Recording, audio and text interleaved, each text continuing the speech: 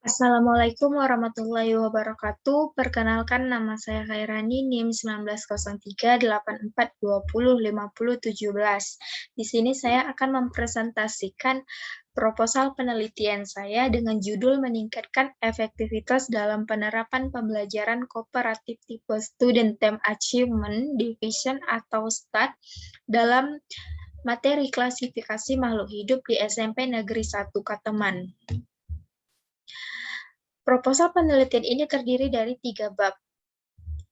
Untuk penjelasan pertama, yaitu bab pertama, latar belakang penelitian. Belajar merupakan suatu proses dari seorang individu yang berupaya mencapai tujuan belajar atau yang bisa disebut dengan hasil belajar. Nah, belajar merupakan bentuk perubahan perilaku yang relatif menetap.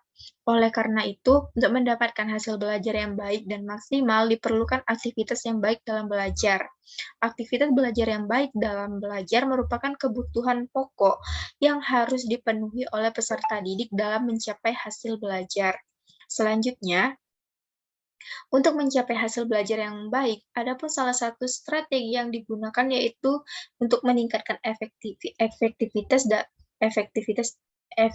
dalam pembelajaran materi klasifikasi makhluk hidup, yaitu menggunakan atau menerapkan pembelajaran kooperatif dengan tipe STAD. Nah, tipe STAD ini memiliki kelebihan, yaitu adanya membantu siswa untuk kerjasama dalam kelompok. Kemudian, siswa ikut berkontribusi kepada kelompoknya, serta melatih siswa untuk melatih aspek kecakapan sosial. Serta tidak hanya siswa, guru juga menjadi lebih aktif dan terfokus sebagai fasilitator, mediator, motivator, dan evaluator. Adapun gejala-gejala yang ditemukan dalam penelitian ini yaitu kurangnya pengelolaan kelas karena peserta didik cenderung kurang motivasi dan hal tersebut dapat dilihat dari aktivitas pembelajarannya. Kemudian peserta didik cenderung merasa bosan atau mengobrol dengan teman sebangku saat jam pelajaran berlangsung. Selanjutnya, rumusan masalah. Nah, berdasarkan uraian latar belakang tersebut, dapat disusun rumusan masalah, yaitu apakah penerapan model pembelajaran STAD efektif terhadap hasil belajar materi klasifikasi makhluk hidup kelas 8 SMP Negeri 1 Kateman tahun ajaran 2021. Dilihat dari ketuntasan hasil belajar, tingkat aktivitas belajar dilihat dari respon peserta didik. Sesuai fokus permasalahan pada penelitian ini, adapun tujuan dari penelitian ini yaitu untuk mengetahui keefektivitas penerapan model pembelajaran STAD pada materi pembelajaran biologi klasifikasi makhluk hidup kelas 8 SMP Negeri 1 Kateman tahun ajaran 2021 dilihat dari ketuntasan hasil belajar peserta didik, tingkat aktivitas belajar peserta didik, respon peserta didik terhadap pembelajaran. Nah, manfaat yang dapat diperoleh pada penelitian ini yaitu pertama bagi siswa. Nah, penelitian ini untuk bagi siswa diharapkan mampu mendorong aktivitas peserta didik untuk belajar secara aktif dan bekerja sama dengan menggunakan model pembelajaran STAD. Kemudian, peserta didik dapat meningkatkan minat dan motivasi dalam belajar. Dengan peningkatan tersebut dapat dilihat respon siswa terhadap pembelajaran nantinya yang akan berpengaruh pada keefektivitasan belajar.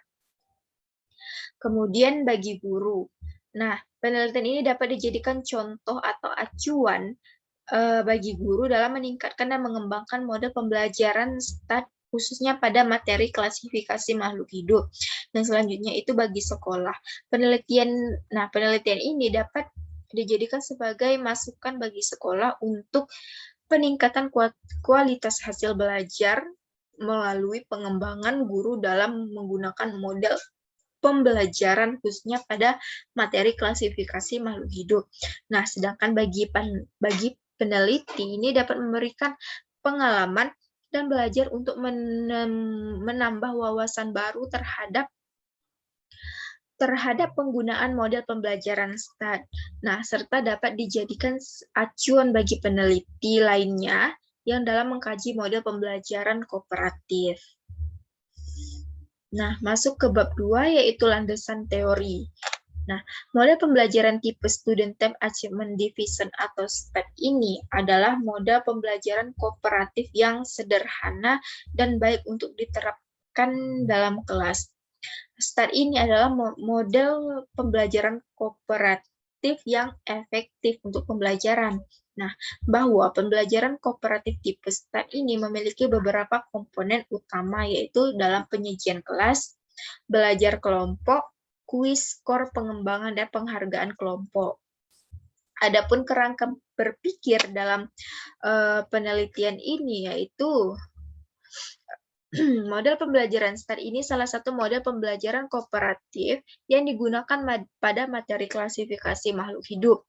Model pembelajaran STAD ini merupakan tipe pembelajaran yang berkelompok sehingga peserta didik diminta atau dituntut untuk bertanggung jawab di atas kelompoknya masing-masing dalam memecahkan permasalahan.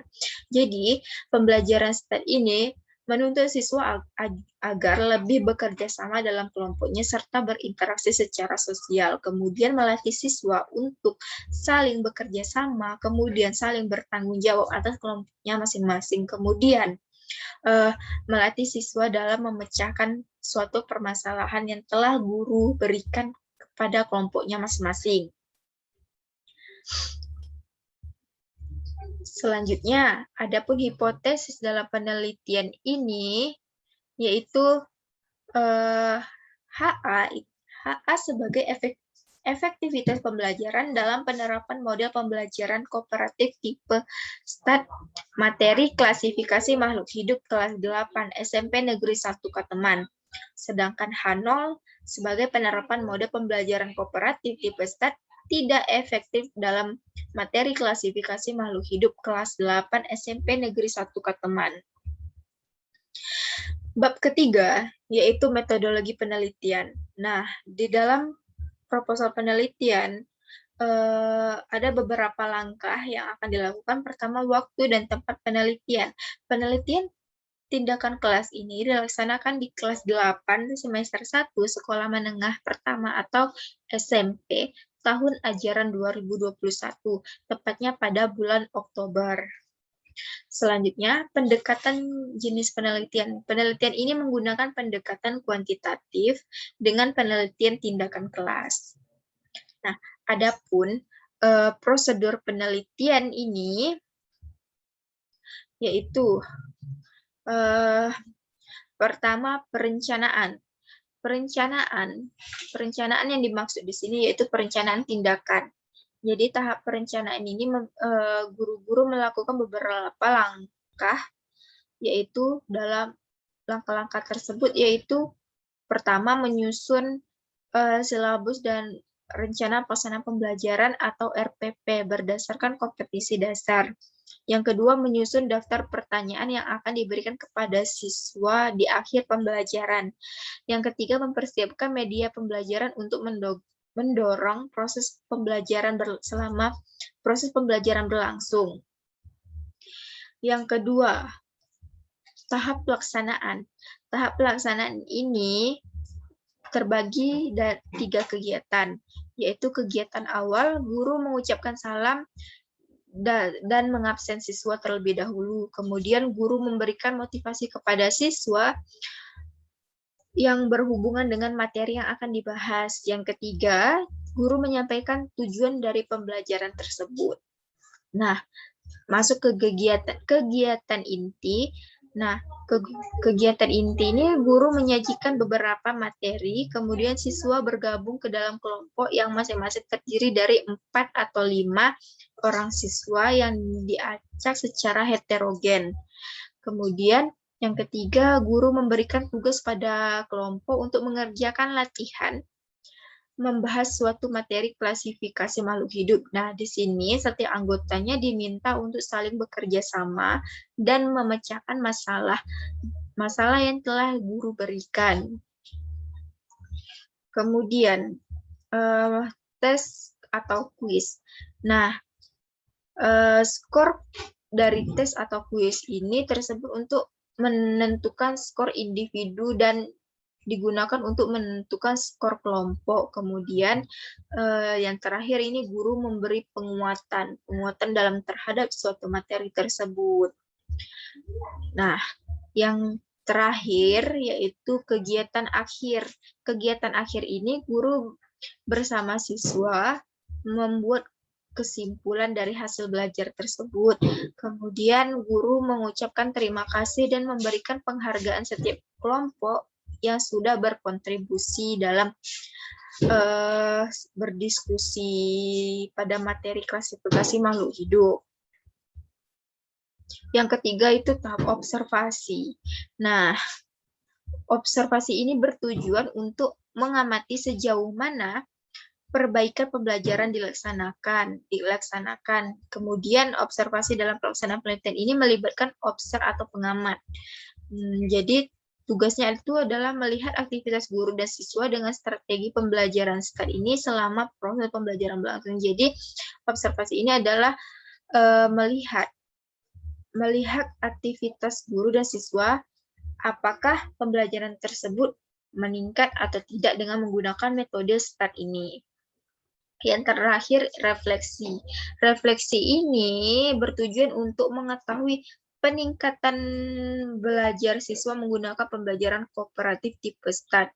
Jika peningkatan pembelajaran tidak sesuai, maka hasil observasi dianalisis untuk mengetahui di mana letak kekurangan atau kelemahan guru dalam proses pembelajaran ini. Selanjutnya masuk kepada subjek penelitian. Subjek dalam penelitian ini adalah guru dan siswa kelas 8 tahun pembelajaran 2021 dengan jumlah 28 orang siswa itu setiap kelasnya. Jadi satu kelas itu berisi 28 orang siswa. Sedangkan objek dalam penelitian ini adalah meningkatkan efektivitas dengan menggunakan strategi START untuk meningkatkan keefektivitasan peserta didik pada materi klasifikasi makhluk hidup di SMP Negeri 1 Kateman. Masuk ke instrumen penelitian, jadi peneliti menggunakan beberapa instrumen. Yang pertama kuesioner, observasi, dan tes. Guna kuesioner ini yaitu sebagai alat pengumpulan data secara tidak langsung. Jadi maksudnya itu tidak langsung melakukan tanya jawab dengan responden. Jadi guru menyiapkan beberapa kuesioner dan meminta siswa itu menjawab beberapa pertanyaan yang ada di dalam kuesioner tersebut terkait pembelajaran START ini. Kemudian observasi. Observasi ini dilakukan oleh peneliti jika pelajaran sedang berlangsung. Observasi dilakukan dengan tujuan mengetahui proses pembelajaran. Kemudian tes. Tes ini untuk penguraian dan penilaian dalam pembelajaran yang berupa pemberian tugas, baik berupa pertanyaan atau perintah yang harus dikerjakan oleh peserta didik. Selanjutnya, masuk ke teknik pengumpulan data. Pengumpulan data, jadi penelitian ini menggunakan pengumpulan data berupa observasi, tes, dan dokumentasi. Observasi ini dilakukan dengan pengamatan terhadap aktivitas guru dan aktivitas siswa selama penelitian, menerapkan pembelajaran kooperatif tipe START, selama pembelajaran pada materi klasifikasi makhluk hidup. Kemudian, tes ini dilakukan setelah proses pembelajaran dengan menggunakan pembelajaran kooperatif tipe START untuk mengetahui keaktivitasan dalam pembelajaran setelah tindakan siklus 1 dan siklus 2. Jadi penelitian ini menggunakan 2 siklus, yaitu siklus pertama dan siklus kedua. Nah, yang terakhir itu dokumentasi. Dokumentasi ini dilakukan untuk mendapatkan beberapa informasi seperti profil sekolah, jumlah siswa, silabus, dan RPP, dan data lainnya yang akan diperlukan untuk membantu proses penelitian proses penelitian itu berlangsung. Selanjutnya masuk ke teknik analisis data, analisis statistik deskriptif. Nah, teknik penelitian ini menggunakan teknik analisis statistik deskriptif untuk menghitung hasil belajar siswa.